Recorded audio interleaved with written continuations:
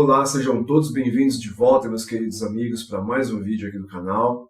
Eu sou o Juninho, você é sempre muito bem-vindo e hoje nós temos um assunto bastante especial. Eu gosto muito desse tipo de assunto que fala sobre costumes de povos antigos, egiptologia, expressões idiomáticas, situações que influenciaram na nossa maneira de falar, influenciaram no nosso idioma, nas metáforas que a gente usa, e é um assunto bíblico também muito interessante, tá? Então fica comigo até o final do vídeo, tenho certeza que vai ser de muita utilidade para você, e vamos então para o estudo. Para começar o nosso assunto aqui então, eu queria que você lesse um texto comigo da Bíblia Sagrada, que está no livro de Êxodo, capítulo de número 4, apenas o verso de número 21, a nível de introdução, para que então nós possamos discorrer o assunto e aprender um pouco com a palavra de Deus, culturas antigas, e tenho certeza que vai ser de grande proveito. Êxodo, capítulo de número 4, verso de número 21, diz assim a palavra do Senhor. Então disse o Senhor a Moisés, quando voltares ao Egito, atenta que faças diante de Faraó todas as maravilhas que tenho posto na tua mão, mas eu lhe endurecerei o coração para que não deixe ir o povo. Bom, só para contextualizar primeiramente você aí, nós temos então, desde o relato do Gênesis, né, a criação da humanidade, né, os vários povos se formando, desde ali de Nimrod, de Babel em diante, nós temos ali uma miscigenação, né? Nós temos um espalhamento do povo, formação de novas etnias, os diferentes idiomas agora se disseminando, aquela coisa toda. A qualquer momento aí eu vou trazer um vídeo específico sobre do começo da humanidade, né, da pluralidade dela em diante.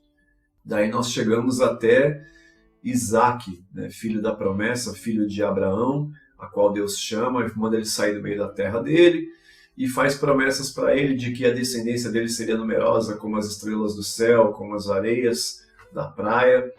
E ele então tem Isaac, depois, primeiramente ele tem Ismael, né, que é filho de Abraão com Agar.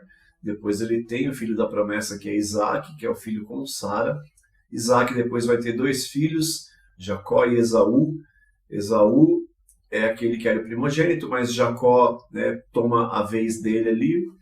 E depois aquela coisa toda, peleja com o anjo, aí o anjo muda o nome dele para Israel, que é pelejaste com Deus e prevaleceste. Depois de Israel são formadas 12 tribos, e aí você tem o filho mais novo, que é José, que é vendido pelos irmãos, e aí ele vai como escravo para o Egito, lá Deus honra ele interpreta o sonho de Faraó, e aí ele vira governador do Egito. E aí tem o período de 7 anos de fome, e aí com a visão e a habilidade que Deus deu para ele, o Egito prospera em meio ao período de fome, e aí ele vira um homem muito respeitado e famoso, né, José.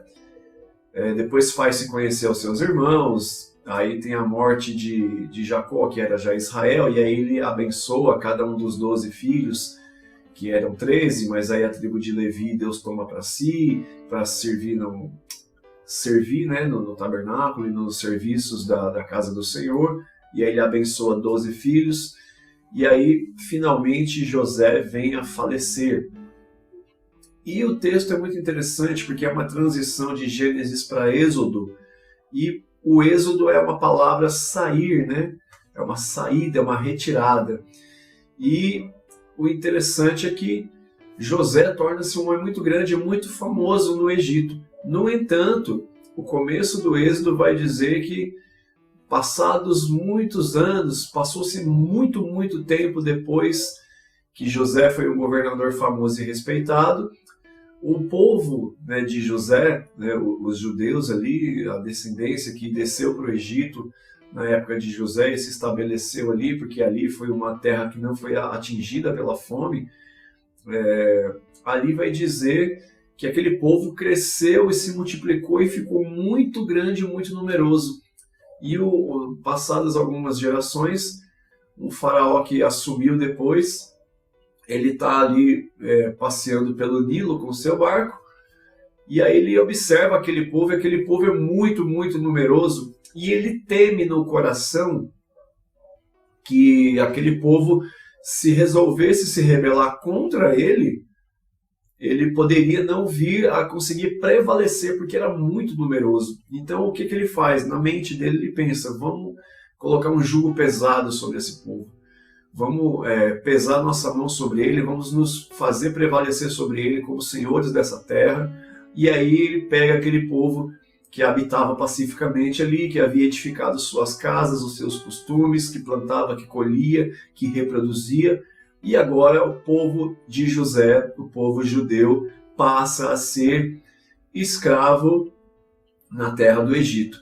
E ali passam várias gerações com aquele povo escravo. Então, os que eram já adultos, né, e velhos, pegam essa transição de povo livre para escravo no meio do caminho, mas as novas gerações já nascem na condição de escravos. E então tem gerações que já nascem no Egito, né, sem saber o que é ser um povo livre. E passam várias gerações até que o povo clama por libertação e que Deus enviasse um libertador. E Deus então entende que é o momento, ele tem uma obra específica com aquela geração e com aquele povo, com aquele faraó também, que não era mais o mesmo, né, visto que passam várias gerações. Os novos faraós que assumiam na sequência mantêm a ideologia desse faraó que determinou a escravidão sobre o povo, né, de Israel. Então os novos faraós que já nascem sabendo que são soberanos sobre um povo que é escravo.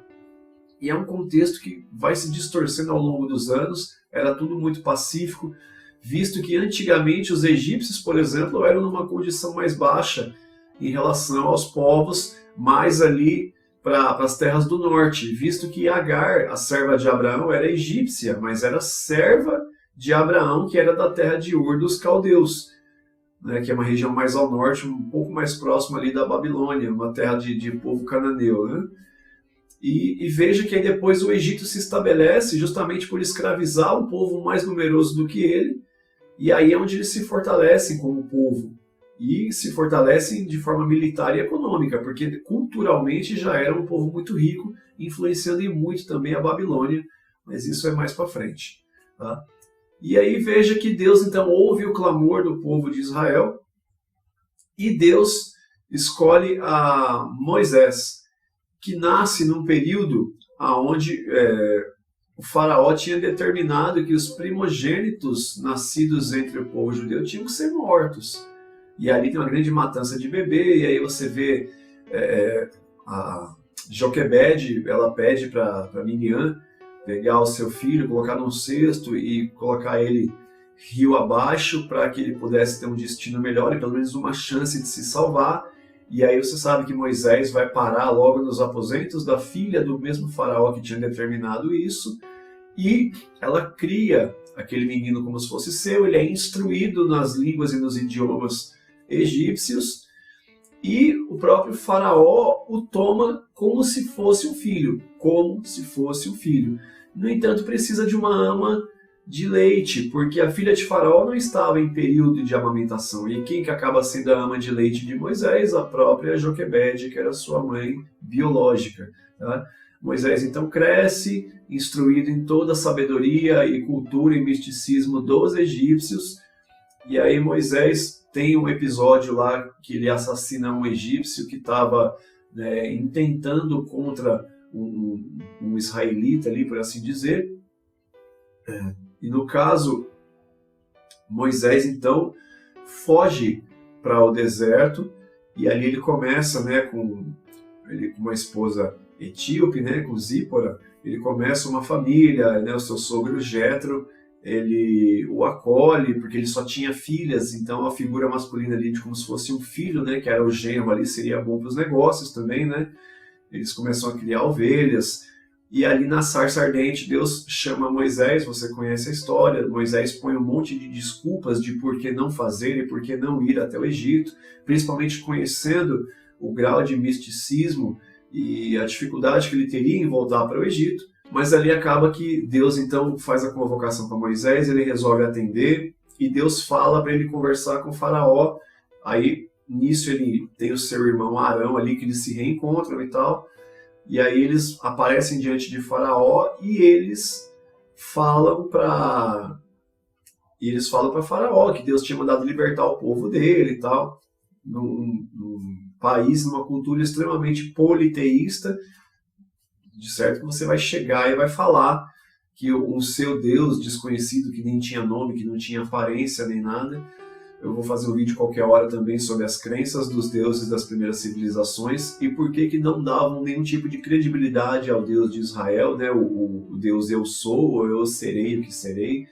É uma palavra atemporal, inclusive, no hebraico. E, evidentemente, Faraó não liberta.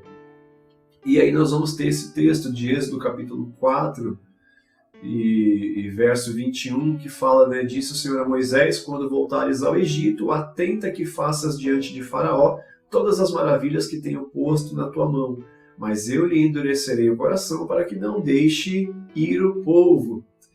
E aí, no primeiro momento, nós fazemos aquilo que é natural de ser feito, que é entender esse texto à luz do nosso idioma. É uma mania que o ser humano tem de medir todo o mundo com a sua própria régua. Tá? E aqui fala, mas eu lhe endurecerei o coração para que não deixe o povo ir. Num primeiro momento você lê e pensa, Deus aqui está violando o direito de livre-arbítrio de Faraó, porque Deus está fazendo com que ele tenha o coração duro para não libertar o povo e Deus possa realizar as maravilhas. Estaria Deus aqui sendo injusto, querendo se aparecer, mostrar o seu poder? Deus estava tirando o direito de Faraó decidir por si mesmo se ele libertava ou não, e é sobre isso o que nós vamos falar agora. Será que Deus viola o livre-arbítrio de Faraó?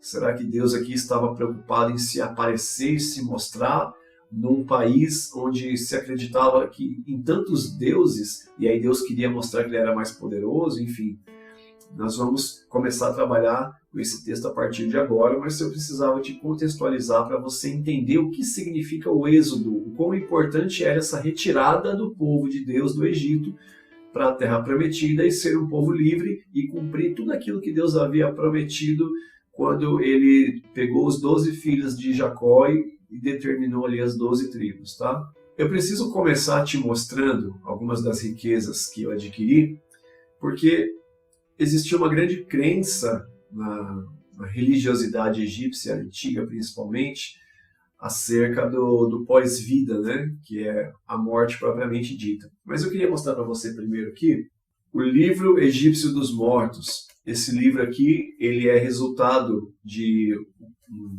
os papiros de Ani, o escriba. Esse livro ele é dividido, deixa eu contar certinho aqui, ele é dividido em 37 papiros.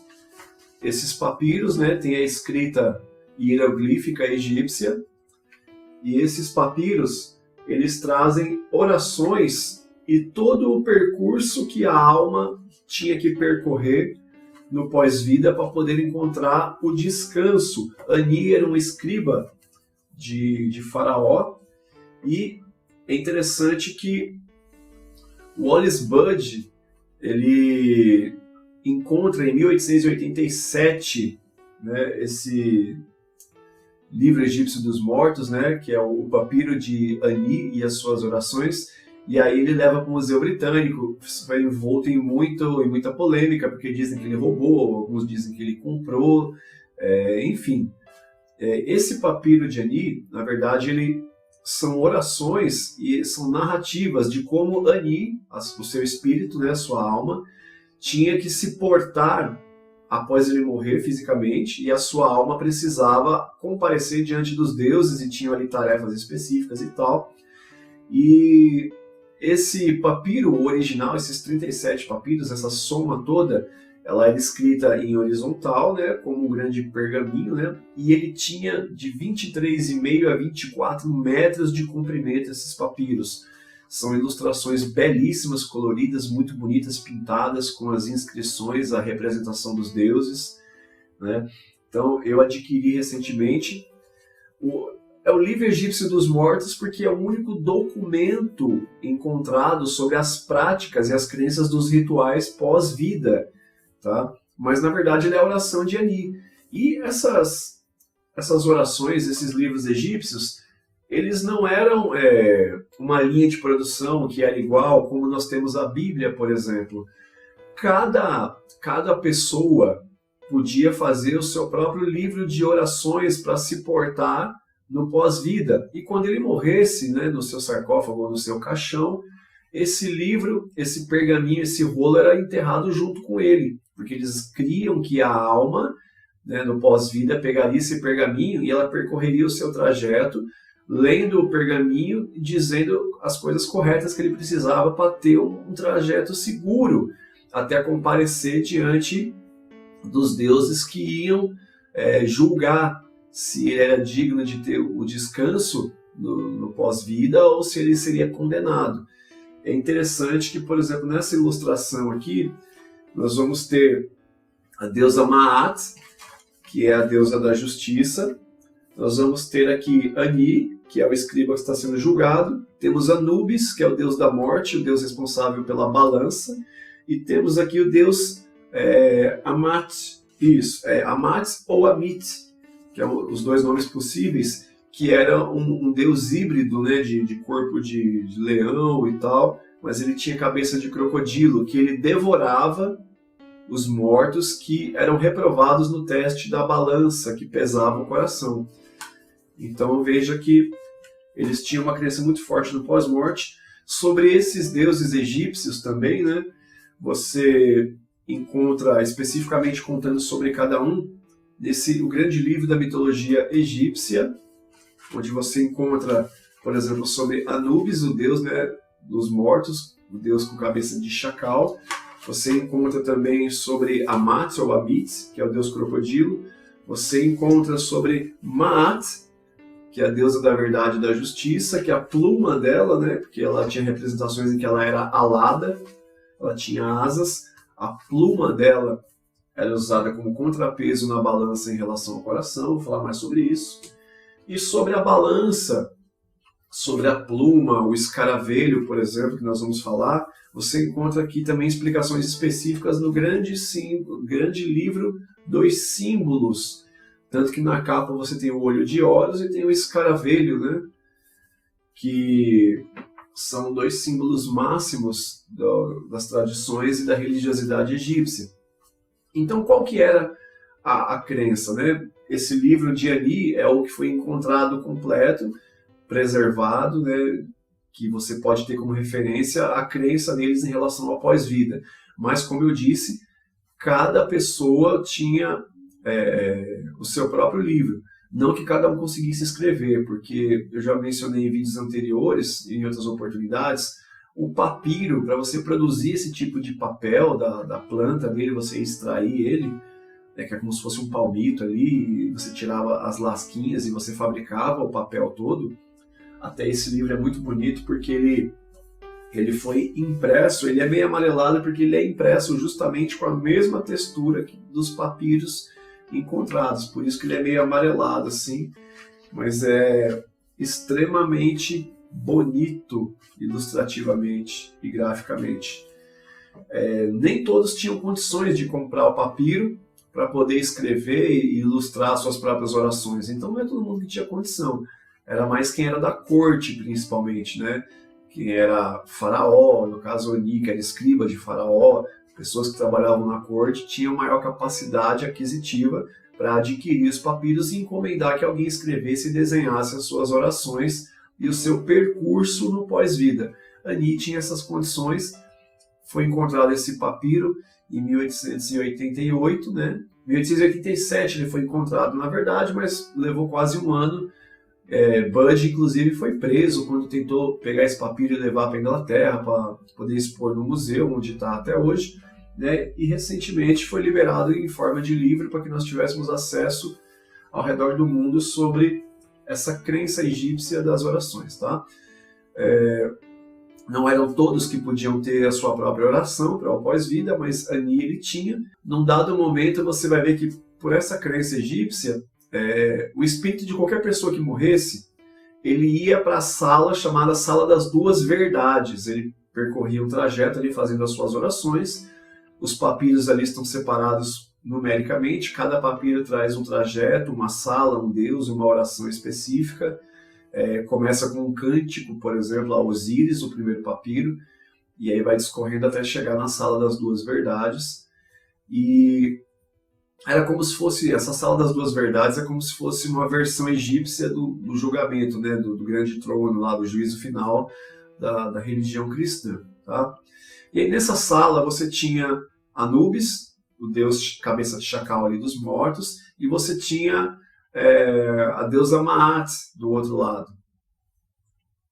E ali você tinha uma balança no meio. Então, a alma, né, o morto que estava ali tentando chegar ao seu descanso no pós-vida, ele pegava o seu coração, né, porque os egípcios, o único órgão que os egípcios enterravam junto com o corpo ali no processo de mumificação, né, durante o embalsamento, era o coração. Tá? Eles tiravam inclusive o cérebro, puxando ele pelo nariz, não ficava nada.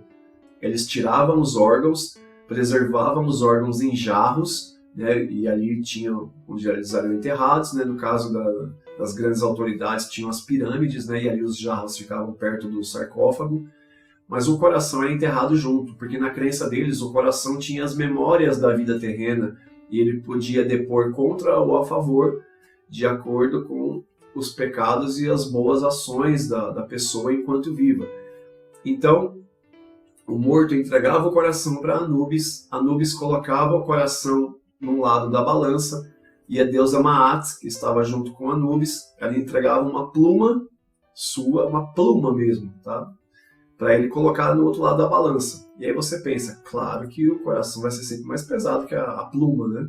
Mas pela crença ali, e aí é interessante, a gente vai comentar sobre isso, eles acreditavam que um coração que não tinha pecados que depusessem contra o dono do coração, esse coração era extremamente leve nas suas atitudes a ponto de ser equiparado com uma pluma. Daí surge, por exemplo, a expressão idiomática que a gente usa até hoje, coração leve e coração pesado. Por exemplo, a pessoa que tem tanta culpa consigo, a pessoa que sabe que fez tantas coisas reprováveis, ela tem um coração pesado, porque o coração está cheio de coisas que depõem contra ela. Já a pessoa de coração leve é aquela de consciência limpa, que está em dia com as suas atitudes, o seu relacionamento com o próximo, o seu relacionamento com Deus, era chamada coração leve, porque era equiparado com o peso de uma pluma, por exemplo. Olha que interessante. Então, aí você tem esse cenário, né? O coração de um lado da balança e a pluma de Maat do outro lado. Se o coração fosse mais pesado, ou seja, se esse coração, a memória dos pecados desse coração pesasse a balança, aí o deus Amit, né, o cabeça de crocodilo, ele devorava aquela alma, né, aquele espírito ali que estava fazendo o trajeto para ter um descanso no pós-vida. E aí ele tinha ali a condenação eterna, que era ser devorado por Amit, porque o seu coração foi reprovado. Né, que aí daí você tem a expressão, por exemplo, Tekel, né, do Mene Mene Tekel, Parsim ou Farsim, que é o teu reino foi pesado, foi medido e foi pesado e achado em falta. Então essa expressão também, olha que interessante, né? A inscrição que vai ter na parede lá em Daniel, por exemplo, né? Você vê que quando o coração é mais pesado que a pluma e a balança te denuncia, você foi pesado e achado em falta. E aí Amit, ele devora o dono daquele coração e você tem a condenação eterna e não o descanso no pós-vida como era a intenção original. As balanças egípcias, então, elas estão representadas, né, graficamente nesses papiros de Ani. E nesse livro dos mortos, né, que na verdade são os papiros da oração do escriba especificamente, mas foi nomeado de livro dos mortos, você pode ver o desenho de um braço suspenso, tá, num apoio central, né, um braço suspenso, um apoio central, e aí você tem dois pratos, um de cada lado, onde você coloca o coração em um, e você coloca a pluma de Maat na outra, para ver no contrapeso qual dos dois pesava mais, né? Então, dependendo do resultado da pesagem, se o coração fosse tão leve quanto a pluma, aí você podia passar por descanso no pós-vida, e aí tinha até a porta falsa egípcia que permitia que a alma viesse ao mundo dos vivos, comer das oferendas de frutas, de pães e transitar livremente e tal. Ou você ia para a condenação eterna, que você era devorado por Amit e a sua alma caía em perdição e esquecimento. Tá? Os egípcios, eles acreditavam, então, que o coração contava sobre a vida do seu dono, né? Eu já comentei isso. Eles acreditavam numa memória que o coração trazia e olha só o que eles aprontavam. Para que o dono do coração ele pudesse tomar as decisões e atitudes que ele quisesse durante o período de vida terrena, sem que tivesse o perigo do seu coração ser reprovado na balança do juízo final ali de Anubis, o que os egípcios faziam quando a pessoa morria e eles tinham que preencher o lugar do coração? No caso, por exemplo, vamos imaginar o seguinte, você tem um faraó ali o faraó era considerado uma divindade na Terra, né? Ele era o faraó Deus, que auto-intitulava Deus, né? Alguns como sendo o próprio Ra, a própria representação de Ra, que é o Deus Sol, ali como a figura máxima do panteão de deuses egípcios, né? E eles acreditavam o seguinte, se eles quisessem assegurar que um faraó, ou uma pessoa muito querida, muito conceituada da sociedade egípcia, não tivesse nenhuma possibilidade de ser reprovado no juízo final na balança de Anubis, o que é que eles faziam? Lembra que eles acreditam que o coração traz as memórias da vida terrena, sejam atitudes boas ou ruins, e aí, na balança, ele mais leve ou mais pesado determina se tem mais atitudes boas ou ruins. Lembra dessa crença? O que eles faziam, então, para que não tivesse risco de repente, um grande faraó muito amado, um líder grande amado, ou uma pessoa da família real muito amada, tivesse uma possibilidade de ser reprovado na balança? Eu falei que o coração é o único órgão que era enterrado com o corpo para que pudesse ser apresentado na sala das duas verdades. O que eles faziam? Olha só. Quando eles acreditavam que tinha uma possibilidade dessa pessoa não ser aprovada no juízo final, eles tiravam esse coração de carne, o coração, o órgão, e eles substituíam no lugar do coração ali, no vazio onde tinha o coração, eles pegavam um escaravelho. Escaravelho, você sabe o que é um escaravelho, né? Aqui, por exemplo, você vai ter na capa do livro, é esse besouro aqui, ó. O escaravelho, ele é extremamente sagrado no Egito, porque ele é considerado a representação do sol, do deus Ra, né? Eles acreditavam que ele era um protetor dos vivos e dos mortos no que diz respeito à sua condição eterna. Ele era o guardião dos espíritos, então escaravelho é extremamente sagrado. Tá? Então o que eles faziam? Eles pegavam uma pedra, cunhavam nessa pedra ali, esculpiam ali um escaravelho de pedra, e atrás do escaravelho eles escreviam orações, como se fosse suplicando a Anubis e a Maat que aprovassem aquele coração e não achassem nada em falta. Então o que eles pensavam? Esse coração, por exemplo, pega um faraó muito ruim, que teve atitudes autoritárias, arbitrárias, que mandou matar e que fez coisas ruins. Ainda assim, o faraó era considerado Deus. Então, meio que assim, por obrigação, ele tinha que ter o descanso no pós-vida, porque ele era um Deus. Não fazia sentido para eles ele perecer na condenação eterna. Então, o que eles faziam? Eles tiravam o coração desse faraó, que provavelmente na balança ia ser pesado e achado em falta, e aí a Mite devoraria ele. Eles esculpiam um escaravelho, que era um bicho, né, um ser, um animal sagrado para os egípcios, inclusive para os mortos. Eles esculpiam um escaravelho que só por aí já seria respeitado, e atrás escreviam orações. Porque se você pega o coração e o coração depõe contra você e conta os seus pecados para Anubis e para Maat, o teu coração pode te acusar. Agora, se em vez do coração você não tem um coração, você tem um escaravelho, que é um animal sagrado, e atrás dele você já tem orações intercedendo em seu favor, pedindo para que você seja aprovado, pedra não fala. Pegou essa expressão aí? As pedras não falam, as pedras vão clamar, entendeu o link, né? Pedra não fala. Como ela não fala, o que ela vai depor? Ela tem que depor a favor ou contra o dono do coração.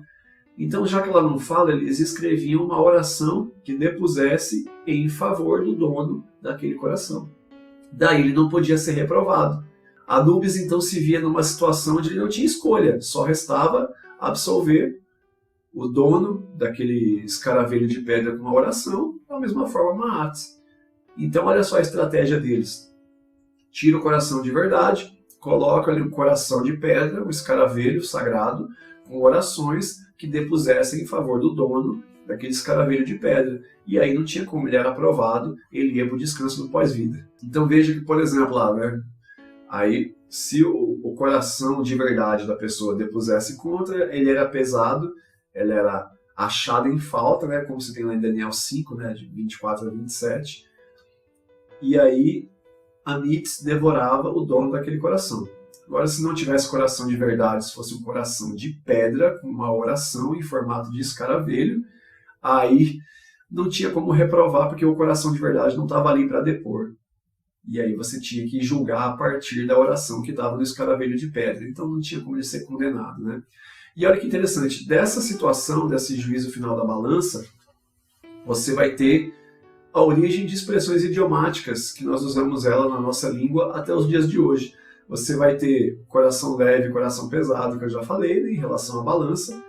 Mas aí, por causa desse escaravelho de pedra, desse coração que não tem memória, que não fala, que não aloja sentimentos, você tem a expressão coração duro e coração de pedra. Então, a expressão coração de pedra é um coração que por si só não diz nada, não tem sentimentos, não depõe nem contra e nem a favor. É um coração que não sente. Né? A pessoa ali ela está isenta, né? Está totalmente alheia a qualquer tipo de sentimentos. É um coração duro ou um coração de pedra. Tá vendo? E não necessariamente é mal, simplesmente não tem sentimento por nada, não tem empatia, simpatia por nada nem por ninguém. É um coração que ele por si só não diz nada. Tá vendo só que interessante essa questão das expressões idiomáticas, a parte metalinguística é muito interessante, né? Trazendo para Faraó, o que é que isso tem a ver com o que a gente leu lá de que Deus endureceu o coração de Faraó?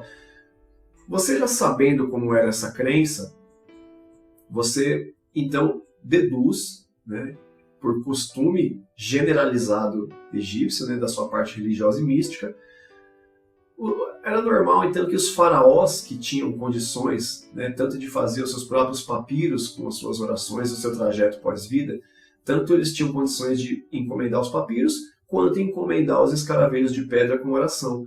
Então, se eles tinham esse artifício, se eles tinham essa estratégia, essa possibilidade de não condenação pelos seus atos, eles tinham seus atos livremente como bem entendesse, fossem eles bons ou ruins. Por quê? Porque os faraós confiavam que o coração de pedra, com as orações, não os condenaria independente do que eles tivessem feito em vida. Entende? A sacada que os caras têm. Então, por exemplo, o próprio faraó ali, que Moisés vai encontrar com ele, tinha a mesma crença de confiar no seu coração de pedra. Tá? E aí ele acreditava que ele podia proceder para com o povo de Israel ali que era escravo, como ele bem entendesse, uma vez que ele não teria o seu coração de verdade julgado diante de Anubis. Ele não seria condenado. Se você não vai ser condenado, você tem liberdade de ação para cometer os crimes e atrocidades que você quiser. O faraó, confiando que tanto Anubis quanto Maates não o condenariam, ele segue confiando no seu coração de pedra e tem os seus atos por liberdade de ação. E aí veja, uma outra coisa que é muito importante agora a gente começar a trazer, que na crença dos primeiros povos mesopotâmicos, independente de seus israelitas, os egípcios, os cananeus, futuramente depois os babilônicos, a crença deles, desses povos da Mesopotâmia, né, as primeiras civilizações sumérias, enfim, eles acreditavam que uma vez que você permite que alguém faça alguma coisa, né, vamos falar aí de autoridades civis, religiosas, militares, pais de família, né, os cabeças da casa, patrões, né, senhores dos seus servos, dos seus empregados. Uma vez que uma autoridade instituída, né, sobre a família, sobre o povo, sobre uma empresa, um negócio que fosse, uma vez que uma autoridade permitisse alguém fazer algo, esse consentimento para eles tinha também o significado de coautoria. Então, por exemplo, se eu permito você fazer algo e você está abaixo de mim, como servo, como empregado, como filho, enfim, uma vez que eu te permito fazer, eu tenho igualmente responsabilidade pelo ato. o consentimento para eles é como se fosse uma coautoria, uma participação no ato. Só que a forma de você dizer isso, ela é diferente em relação à nossa forma de dizer isso. Deixa eu tentar ser mais esclarecido. Imagine que eu estou insistindo com a minha mãe, né? Falei, mãe, deixa eu ir para a festa da escola hoje à noite. Aí ela fala, não vai não, é perigoso, é muito longe, é tarde da noite, você vai voltar tarde, é perigoso, não vai não. Aí eu falo, mãe, deixa, não vai não. Mãe, mas eu quero, não vai não. Mãe, mas deixa eu ir, faz o seguinte, então vai, faz o que você quiser. Percebeu? Ela continua se opondo à atitude, no entanto, a partir do momento que ela tem consentimento, ela passa a ser participante do que acontecer caso eu vá. E aí, você tem que levar em consideração, por exemplo, no nosso caso do texto que nós lemos de Êxodo 4:21, que Deus, sabendo da repetição de atos do faraó em relação ao seu coração, à sua forma de proceder, Deus está consentindo que ele permaneça nos seus procedimentos. Deus está não se opondo à maneira de Faraó lidar com a situação. Só que aí, a maneira deles expressarem isso no Oriente Médio não é então vai e faz, não vou falar mais nada. A maneira deles dizerem é, então eu vou te fazer, eu vou te permitir, eu vou deixar, por exemplo, no caso da minha mãe, né? Esse exemplo que eu usei. Para a forma linguística do Oriente Médio, a minha mãe não diria para mim, então vai, eu não vou falar mais nada. A cultura do Oriente Médio, minha mãe diria o seguinte, então agora eu estou te mandando ir e você vai. Eu vou te fazer ir então. Tá vendo como parece que agora ela está me obrigando a fazer algo que eu não queria, mas você tem que entender o contexto linguístico. Para o nosso costume usual, nós os povos latino-americanos principalmente, ela vai dizer assim, então vai, se você quer ir, vai. Eu não vou falar mais nada, você já sabe o que eu penso sobre isso. Eu entendo que ela está reprovando, mas agora ela lavou as mãos dela. Agora, para a cultura do povo da Mesopotâmia, as primeiras civilizações ali, ele não fala, então vai, eu não vou mais me opor. Esse é o sentido da atitude. Mas a maneira deles dizerem isso é, então eu estou te mandando ir. Então eu estou te mandando ir, estou te mandando fazer. Então quando você lê aqui que Deus fala, então endureceu o Senhor o coração do faraó, não é que Deus endureceu o coração. Deus consentiu com que Faraó continuasse com seu coração duro, mas é uma coautoria. É como se Deus agora fosse participante e tivesse igual responsabilidade naquilo que Faraó está fazendo. Quando na verdade Deus está permitindo, Deus está entregando o Faraó ao seu próprio entendimento, ao seu próprio consentimento. Deus está entregando o Faraó às suas próprias formas de lidar com a situação, não se opondo. Ficou claro isso? Aí eu queria trazer primeiro um conceito de como Deus, né, o Dr. Rodrigo Silva fala que a Bíblia Sagrada e os seus relatos é Deus falando com o homem no sotaque do homem, né? Eu quero trazer um texto aqui para vocês entenderem, então, que Deus inclusive usa desse exemplo, né, dessa figura, dessa ilustração do coração de pedra ao coração de carne, ele usa isso depois para instruir o povo. Deus usa dessa mesma figura, sabendo que o povo entenderia a ilustração, e Deus usa ela para adverter o povo, né? E eu vou trazer um texto para vocês lerem, para ver como é que Deus faz uso dessa figura de linguagem, dessa ilustração do coração de pedra, para depois ele ensinar o povo através de exemplos que o povo conhecia. Lembrando que após o Êxodo, né, toda a continuidade do povo de Israel é um povo altamente influenciado pelo seu período no cativeiro egípcio, tá? O povo de Israel sofreu várias influências ao longo da sua existência dos diferentes povos que estiveram sobre ela. Você vai ter um povo de Israel com influência egípcia, depois com influência babilônica e depois com influência romana e grega. Então o povo de Israel vem sofrendo influências e vem se transformando, vem sofrendo metamorfoses culturais ao longo das eras, como se conhece o povo de Israel hoje. Veja esse texto aqui. Ezequiel, capítulo de número 36. Nós vamos ler a partir do verso 16 até o 26, para entender esse contexto e ver como Deus usa essa figura de linguagem. Diz assim o texto: E veio a mim a palavra do Senhor, dizendo: Filho do homem, quando a casa de Israel habitava na sua terra, então a contaminaram com os seus caminhos e com as suas ações. Como a imundícia de uma mulher em sua separação, tal era o seu caminho perante o meu rosto. Derramei, pois, o meu furor sobre eles, por causa do sangue que derramaram sobre a terra e dos seus ídolos, com que a contaminaram. E espalhei-os entre os gentios, e foram dispersos pelas terras, conforme os seus caminhos e conforme os seus feitos, eu os julguei. E chegando aos gentios para onde foram, profanaram meu santo nome, porquanto se dizia deles: Estes são o povo do Senhor, e saíram da sua terra.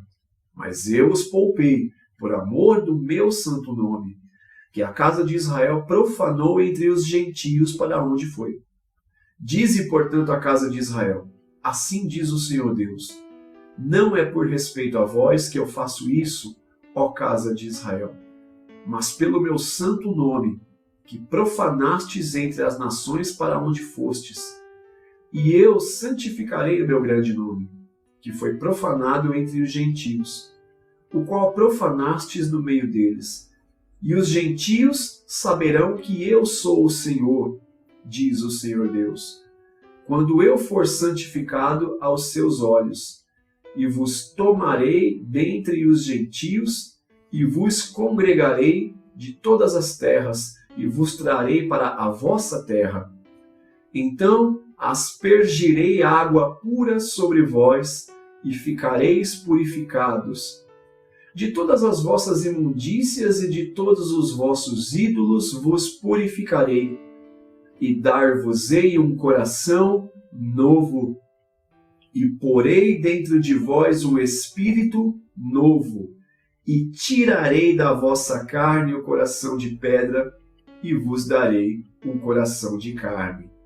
Vê como Deus aqui está usando a mesma ilustração que o povo de Israel já conhecia desde o tempo que esteve entre os egípcios, e isso foi passado de geração, evidentemente. Agora veja que Deus faz o avesso. Deus usa termos como eu vou julgar vocês, que o povo acreditava no julgamento lá de Anubis e Maat. E aí depois Deus fala: eu vou aspergir água sobre vocês, né? Aqui é uma referência, né, ao batismo, que depois a gente vai ter isso mais consistentemente utilizado no Novo Testamento. Mas aqui fala: eu vou aspergir água sobre vocês e vocês vão ser purificados. Purificado ali é um novo nascimento, a pessoa passa a renascer sem culpa, simbolicamente, né? E aí agora a pessoa sem culpa, a pessoa purificada, Deus fala: eu vou dar um coração novo para vocês. Mas claro que trata-se de uma metáfora, uma figura de linguagem, porque Deus não vai matar a pessoa, tirar o coração e pôr outro coração.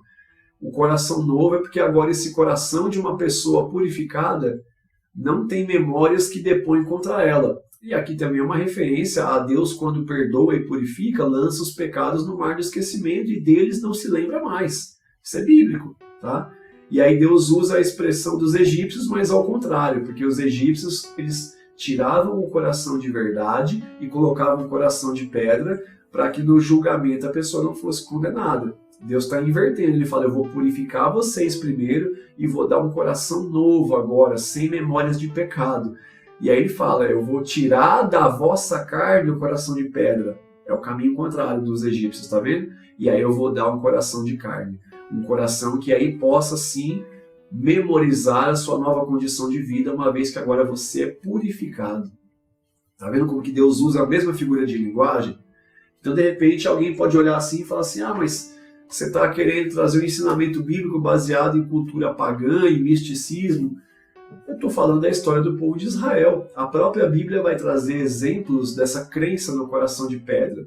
Você vê que, por exemplo, Deus se refere a Faraó falando na crença de Faraó, que Faraó cria que teria um coração de pedra no juízo final, e Deus fala: então eu vou endurecer o coração dele. Ele confia no coração de pedra, eu vou permitir que ele continue tendo esse coração de pedra, que é a convicção de que ele não vai ser condenado pelos seus atos. Você entendeu? Porque tem que ser levado em consideração isso. Talvez o fato de Faraó não se preocupar que o povo estava sofrendo como escravo é porque ele confiava que o coração de pedra não traria esse pecado dele no julgamento.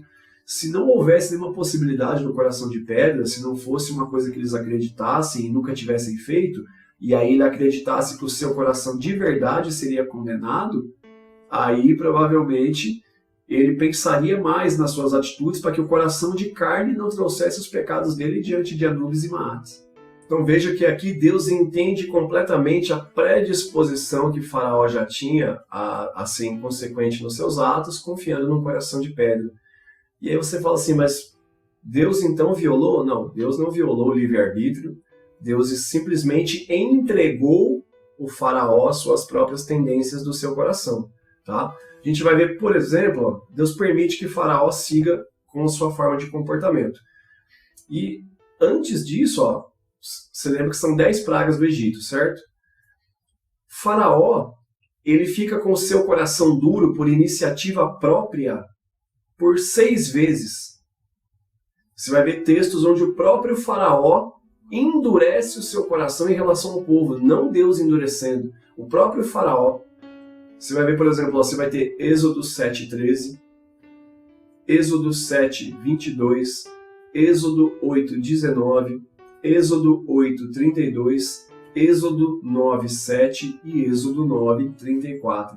São 6 vezes que Faraó endurece ao seu coração e não que o Senhor endureceu o coração de Faraó. E aí você vai ter depois 3 vezes onde Deus endurece o coração de Faraó, no sentido de, então, aí nesse caso, Deus permite que ele faça o que ele quiser, permite que ele continue. As primeiras 6 vezes, Faraó faz por conta própria. As 3 vezes seguintes, você vai ver a expressão, então Deus endureceu o coração de Faraó. Você vai encontrar em Êxodo 9:12, você vai encontrar em Êxodo 10:20 e Êxodo 10:27.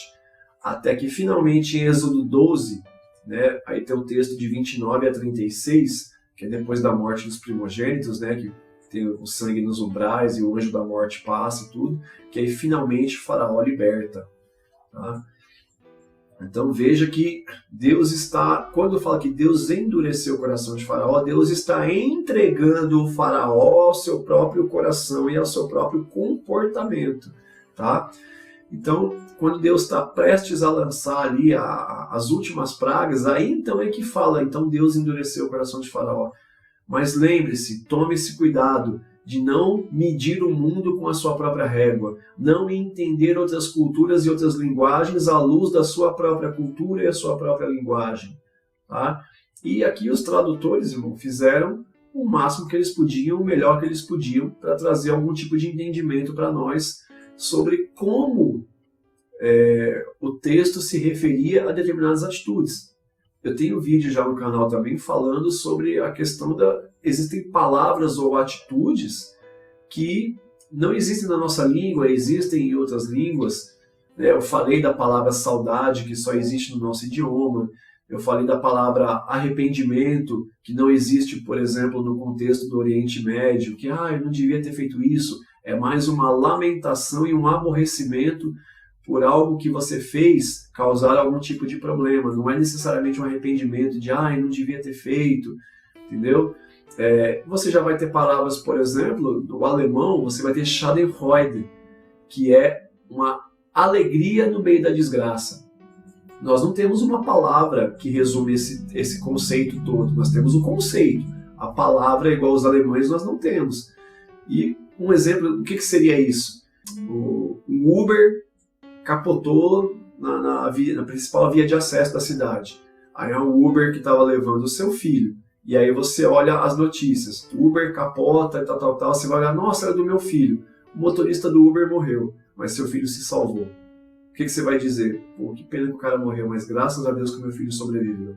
Tá vendo? É um contentamento numa situação de desgraça. Schadenfreude. É uma palavra em alemão que nós não temos o conceito, mas nós temos o conceito, mas não temos a palavra. Então eu tenho que tomar esse cuidado quando eu leio a Bíblia Sagrada, por exemplo. Aí você vai ver aqui que então, Não é que Deus endureceu porque Deus decidiu não dar escolha para Faraó. Deus entregou ele ao seu próprio comportamento. Deus consentiu, permitiu, não se opôs à atitude dele. E aí uma forma que eles expressam isso, se eles entendem que quando eu permito, eu tenho consentimento, eu sou coautor, então eles falam que Deus endureceu, quando na verdade Deus permitiu que ele se mantivesse endurecido. Essa figura de linguagem e esse consentimento de Deus não era algo estranho e nem exclusivo. Nós vamos ver, por exemplo, que no Novo Testamento você tem um texto que fala exatamente dessa ideia. E olha que já estamos falando do Novo Testamento escrito em grego, mas é uma escritura grega de um pensamento hebraico influenciado pela cultura egípcia. Vamos dar uma olhada nesse texto aqui. Está lá em Romanos, capítulo 1. E aí, a partir do verso 22, nós vamos ler até o 32. Eu preciso que você tenha todo o contexto, tá? Então vamos lá, aqui Paulo dizendo à igreja de Roma: dizendo-se sábios, tornaram-se loucos, e mudaram a glória do Deus incorruptível em semelhança da imagem de homem corruptível, e de aves, e de quadrúpedes, e de répteis.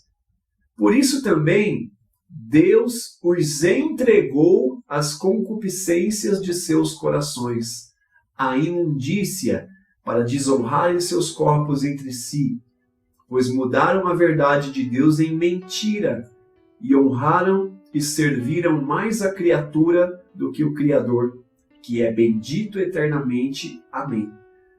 Por isso Deus os abandonou às paixões infames, porque até as suas mulheres mudaram o uso natural, do contrário à natureza. E semelhantemente também os homens, deixando o uso natural da mulher, se inflamaram em sua sensualidade uns para com os outros, homens com homens, cometendo torpeza e recebendo em si mesmos a recompensa que convinha ao seu erro. E como eles não se importaram de ter conhecimento de Deus, assim Deus os entregou a um sentimento perverso, para fazerem coisas que não convêm, estando cheios de toda a iniquidade, fornicação, malícia, avareza, maldade, cheios de inveja, homicídio, contenda, engano, malignidade, sendo murmuradores, detratores, aborrecedores de Deus, injuriadores, soberbos, presunçosos, inventores de males, desobedientes aos pais e às mães, nécios, infiéis nos contratos, sem afeição natural, irreconciliáveis, sem misericórdia, os quais, conhecendo o juízo de Deus, que são dignos de morte os que tais coisas praticam, não somente as fazem, mas também consentem aos que as fazem. Olha esse texto de Paulo, como ele é terrível. Aqui ele traz as figuras de linguagem todas que nós usamos anteriormente. Ele fala que Deus então entregou os homens às suas paixões imorais, aos seus atos reprováveis. Deus entregou os homens aos seus pecados. Não é que Deus pegou o homem e jogou ele no pecado e deixou que ele perecesse ali. Aqui fala, Paulo deixa bem claro no texto, que esses homens que cometem todas essas relações de erros, eles eram conhecedores do juízo de Deus, né? E não somente faziam esses erros, esses pecados, eles não somente cometiam, conhecendo o juízo de Deus, mas consentiam com que fizessem. Aqui nós temos o exemplo de que Deus entrega o homem no sentido de que Deus para de se opor ao comportamento humano, deixando que eles façam o que eles bem entenderem, porque eles sabem a consequência do que eles estão fazendo. Como você vai ter a figura de linguagem aqui, de que os homens, conhecendo o juízo de Deus, não só praticavam o que era mal, mas consentiam com aqueles que faziam o que era mal. Então Paulo aqui está mostrando o princípio da coautoria, do consentimento, da coparticipação. Porque Paulo inclui eles aqui também como errando simplesmente pelo fato de consentir com o outro que está errando. Tá vendo só? Aqui a gente tem então as figuras de linguagem que nós usamos. Você abandonar alguém às suas próprias paixões, você entregar alguém às suas próprias paixões, você está retirando a sua oposição. Você não está mais se opondo. É o famoso, você quer fazer? Então faz, eu não vou me meter mais. Mas fica claro aqui que o sentimento de quem não mais se opõe não é de aprovação, simplesmente abriu mão. Então tá, eu vou te abandonar às suas próprias práticas. Então tá, eu vou te entregar para as suas práticas, não vou me opor mais.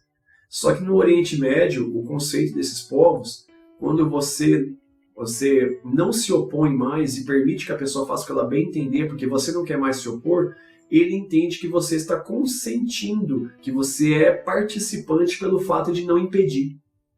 Tá vendo só? E aí, se você é coautor, se você é participante não impedindo, logo ele diz que é a mesma coisa como se você estivesse fazendo. Por isso a expressão lá, Deus endureceu o coração de Faraó.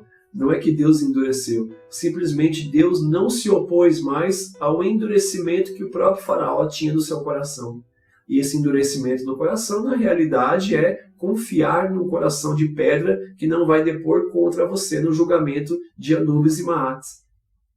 E aí tem aquele texto que nós já lemos, né, que Deus fala que se ele te purificar, ele vai te dar um coração novo, que não vai ter nada que deponha contra você. E ali ele vai tirar o coração de pedra, que você não vai precisar mais, e vai te pôr um coração de carne, só que agora purificado, porque ele aspergiu água sobre você e sobre os seus pecados. Tá vendo como as figuras de linguagem, todas elas contribuem entre si, e a gente precisa entender as figuras de linguagem, a cultura, as crenças antigas. Irmão, você compreender a Bíblia por si só é maravilhoso, mas existem casos específicos, como esses que eu mencionei hoje aqui, de textos e aquela coisa toda, que você precisa entender que a Bíblia foi escrita para um povo que não é nosso, num país que não é o nosso, numa língua que não é nossa, em culturas e costumes que não são os nossos. Então nós precisamos entender tanto o que a pessoa que escreveu estava querendo dizer, em que linguagem e para quem receberia aqueles escritos. Claro que Deus sempre soube que os escritos para o povo de Israel chegaria para nós gentios, mas foi escrito por povos daquela língua, daquele costume, daquela região, para pessoas daquela língua, aquele costume, daquela região. Então nós temos a necessidade de entender o que as pessoas queriam dizer quando escreveram aquilo daquele jeito e que tipo de pessoa eles esperavam que lesse aquilo. Tá? Paulo escreve a carta para Roma. Ele imaginou que talvez esse documento teria acesso a todos os cantos da terra? Talvez imaginou, mas Deus tinha certeza. No entanto, Paulo escreveu pontualmente para necessidades da igreja de Roma. Por isso nós temos que ter o cuidado de relativizar a parte ou o todo. Né? Um princípio básico da hermenêutica, por exemplo, é que você tem que ler a parte à luz do todo. E não você pegar o todo e resumir à luz da parte. Você tem que pegar um trecho e entender todo o contexto. E não pegar todo o contexto e querer aplicar ele num trecho. Percebe a diferença?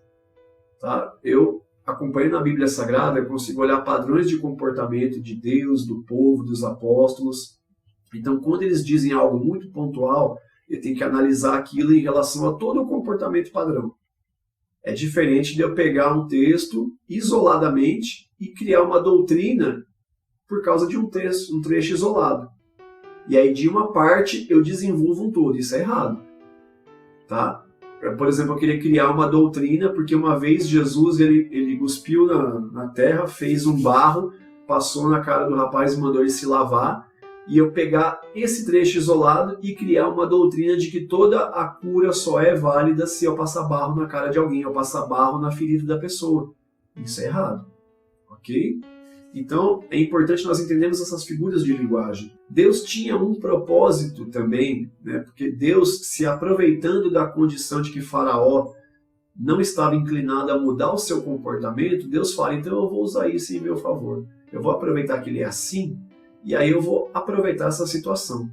Porque Deus ele usa as situações para manifestar a sua glória. Lembra da crença dos apóstolos, do cego de nascença? Senhor, quem pecou? Ele ou os pais dele? E aí Jesus fala, nem ele pecou, nem os pais dele. Mas essa enfermidade é para que se manifeste a glória de Deus. Deus pega uma situação que está acontecendo e daquela oportunidade, Deus usa aquilo em propósito dele. Olha Êxodo 10, verso 1 e 2. Depois disse o Senhor a Moisés, vai a Faraó, porque tenho endurecido o seu coração, e a gente já entendeu, e o coração de seus servos. Os que estavam ao redor de Faraó também já estavam com o coração duro. Aí ele fala aqui, para fazer estes meus sinais no meio deles. Deus então pega a situação e fala, vai lá porque eu vou usar essa situação para fazer os meus sinais no meio deles. Continuando. E para que contes aos ouvidos de teus filhos e dos filhos de teus filhos as coisas que fiz no Egito e os meus sinais que tenho feito entre eles, para que saibais que eu sou o Senhor. Então Deus aproveita a situação que todo mundo ali estava com o coração duro, não inclinado a mudar, a ter misericórdia, mas confiando no coração de pedra. Deus fala, então vai lá, eu vou aproveitar essa situação e vou fazer os meus sinais no meio deles. E isso que eu vou fazer no meio deles, vocês vão contar para os seus filhos e para os filhos de teus filhos, o que eu fiz no Egito, no meio daquele povo, para que vocês saibam que eu sou Deus. Aqui Deus tem vários propósitos.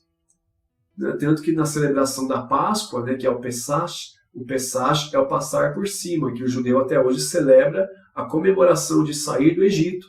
Por isso que eles colocam as ervas amargas na ceia deles até hoje, e eles comemoram ali o sangue do cordeiro no umbral da porta, por isso que tem o cordeiro que é sacrificado no ritual da ceia. Eu tenho vídeo sobre ceia também, tá? E Deus fala para eles lembrarem e contarem entre eles as memórias da saída deles do Egito em celebração para saber que o Senhor é Deus. E quando ele fala aqui, as coisas que eu fiz no Egito e os meus sinais que tenho feito entre eles, para que saibais que eu sou o Senhor, Deus aqui também já está se adiantando em saber que o povo que vai sair de muitos anos de escravidão vai ter uma continuidade como povo, trazendo muito dessa cultura. Então é importante uma cultura que eles conheceram tantos deuses, saberem que o Senhor é Deus. Por isso que quando Deus institui, por exemplo, em Êxodo 20, os 10 mandamentos, Deus em vários momentos vai dizer, eu sou o Senhor teu Deus. É para eles lembrarem, vocês agora não têm mais que ter a lembrança dos deuses do Egito lá que vocês conheceram. Eu sou o Senhor Deus, eu fiz aqueles sinais para que saibam que eu sou Deus. Veja que aqui Deus está aproveitando a situação, a inclinação do coração daquele povo do Egito, o faraó e os seus servos, e vai usar dessa situação para manifestar os seus sinais e falar que só Ele é Deus. Está vendo Deus usando a situação? E aí você vai dizer assim, mas Deus se aproveitou, filho. Deus aproveitou o comportamento que eles já tinham, não se opondo. Porque Deus por si só, Deus não tenta ninguém, Deus não endurece o coração de ninguém, Deus não aborrece e nem coage ninguém a fazer nada. Tá? Por exemplo, você vai ter Tiago, capítulo 1, 13 e 14. Vai dizer assim, ninguém sendo tentado diga, de Deus sou tentado. Porque Deus não pode ser tentado pelo mal e a ninguém tenta. Explicação. Mas cada um é tentado quando atraído e engodado pela sua própria concupiscência. Veja que explicação bonita de Tiago aqui. A pessoa fala, fui tentado por Deus. Eu falei, não, você foi tentado pela inclinação da sua própria concupiscência. Aquilo que você já tinha no seu coração. Você foi tentado pela inclinação que você já tinha. Deus não tenta ninguém e não pode ser tentado por coisa alguma. É muito interessante isso, porque você vê que o entendimento da nossa cultura e da cultura deles é diferente. Quando Jesus fala, Senhor, e não nos deixes cair em tentação.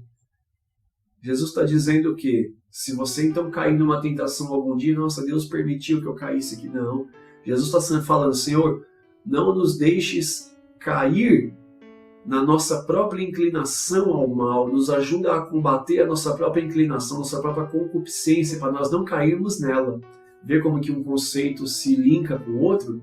Você pega a oração que Jesus ensinou, conhecida como Pai Nosso, e pega esse texto de Tiago. É um link, são os mesmos conceitos. Senhor, não me deixa cair em tentação. Senhor, não me deixa me inclinar a minha própria concupiscência, não me deixa ser levado pelo aquilo que eu tenho dentro de mim que é mal.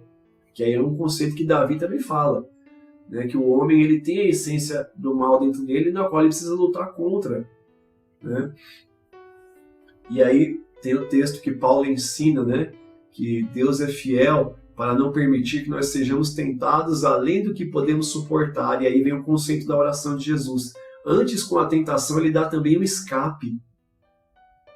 Se Deus vê que você está lutando contra aquilo que você tem dentro de você na sua inclinação, Deus é fiel e justo para que isso não seja mais do que você possa aguentar. Mas junto com essa tentação que você está enfrentando, que é a sua própria inclinação, Deus dá a condição do escape. Tudo é linkado, irmãos, tudo é linkado. E aí o último texto aqui, razão pela qual Deus não permitiria propositalmente e endureceria o coração de Faraó, porque Deus não tem prazer de Faraó de propósito ser endurecido, e isso levou depois à morte dos primogênitos do Egito, né, com a última praga, levou depois à morte de Faraó e os seus soldados e seus cavalos quando o mar se fecha novamente. Deus não fez isso de propósito para não perder ninguém, tá? Olha o texto de Ezequiel, capítulo 18, verso 32. É Deus dizendo para Ezequiel: porque não tenho prazer na morte do que morre, diz o Senhor Deus. E aí vem o alerta: convertei-vos, pois, e vivei. Você vai ver que tem vários textos na Bíblia, por exemplo, que Deus espera que se complete a medida dos amorreus, que Deus espera que se cumpra os 70 anos sobre a Babilônia, para que então ele faça o que tem que fazer. Aquilo sempre Deus está dando oportunidade, esperando um tempo para ver se eles se arrependam. Você vai ver que Deus dá uma chance para Nínive quando manda Jonas ir lá pregar. Nínive, irmãos, capital da Assíria, inimigo terrível de Israel, fez atrocidades com Israel. Deus está dando chance, está permitindo, Deus não se agrada que ninguém se perca. Tá? Então essas são as figuras de linguagem que a gente tem.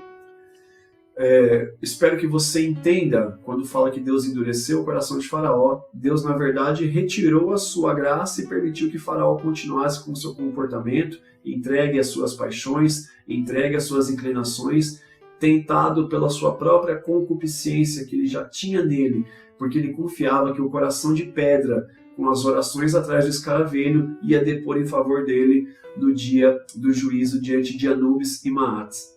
Então, qual a aplicação que nós temos disso? Além da linguagem, né? Nossa linguagem foi influenciada por essas expressões idiomáticas: coração leve, coração pesado, coração duro, coração de pedra, né? O foste pesado e achado em falta. Tudo isso nós vimos aqui já. O que nós podemos aprender com isso? Nós temos sempre que ter um coração limpo diante de Deus, confessar os nossos pecados, não confiar na nossa própria capacidade de tentar nos safar e nos livrar de alguma coisa, confiar que o julgamento de Deus é sempre justo e não fazer como o Faraó, que confiou num coração que não teria memórias para depor contra ele. E nós possamos tomar a parte que Deus fala: então eu vos purificarei dos vossos pecados, vou aspergir água pura sobre vocês, vou purificar vocês e eu vou lhes dar um coração novo. E eu vou tirar de vocês um coração de pedra, porque não vai ser mais necessário preocupar-se com as coisas que passaram, mas eu vou dar um coração de carne, totalmente novo, porque agora estão purificados. E que a gente fique com o texto final, né? Deus não tem prazer que ninguém morra. Antes convertei-vos ao Senhor e vivei. Espero que você tenha gostado. Se você ficou até aqui, eu te agradeço muito. Esse vídeo vai estar dividido também em capítulos, e como ele não faz parte de nenhuma série específica, eu também vou dividir em cortes para soltar para você no canal e você ir lá direto na informação que você quer. Mas se você assistiu até aqui, te agradeço. Peço que você curta, que você se inscreva, ative as notificações, compartilhe com alguém que você entender que vai ser legal esse assunto. E nos vemos aqui então em próximos vídeos. Eu agradeço demais a sua participação, a sua presença, a sua atenção a esse conteúdo. Que Deus abençoe grandemente você, sua casa, sua família, sua igreja, seu ministério, em nome de Jesus.